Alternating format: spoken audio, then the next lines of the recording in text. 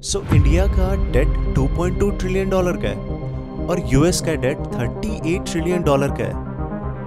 यानी कि अमेरिका क्या कहता था, क्या हो तुम, आज हम कहते तू क्या है बे। बट सवाल ये नहीं है, सवाल ये है कि एक कंट्री कैसे कर्जे में जा सकती है और किसका डेट चुकाना है इन्होंने। तो बेसिकली गवर्नमेंट के रेवेन्यूज आते हैं tax, custom duties, royalties, fees, state owned enterprises के प्रॉफिट से, और इन पैसों को सरकार यूज करती है health care, defence, education, pensions, salaries देने के लिए। अब अगर सरकार के खर्चे ज्यादा हो और रेवेन्यूज कम हो तो इस गैप को हम बजट डेफिसिट कहते हैं, और बजट डेफिसिट को फिल करने के लिए सरकार गवर्नमेंट बॉन्ड्स इशू करती है।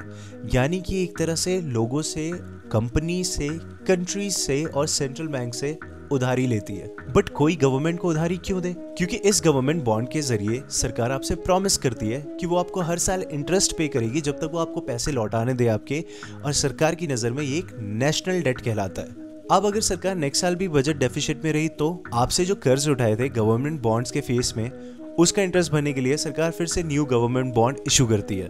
और अगर उसके नेक्स्ट साल भी सरकार फिर से बजट सरप्लस में नहीं आ पाई और बजट डेफिसिट में रही तो फिर से एक न्यू गवर्नमेंट बॉन्ड इशू करती है ताकि वो आपके और आपके बाद वाले के इंटरेस्ट को पे कर पाए। अब अगर ये हर साल चलता रहा तो ये सरकार के लिए काफी परेशानी वाली बात है, क्योंकि फिर वो एक डेट स्पाइरल रिस्क में फंस जाएगी। और यूएस आज के डेट में 1.1 ट्रिलियन डॉलर पर साल इंटरेस्ट पे कर रहा है।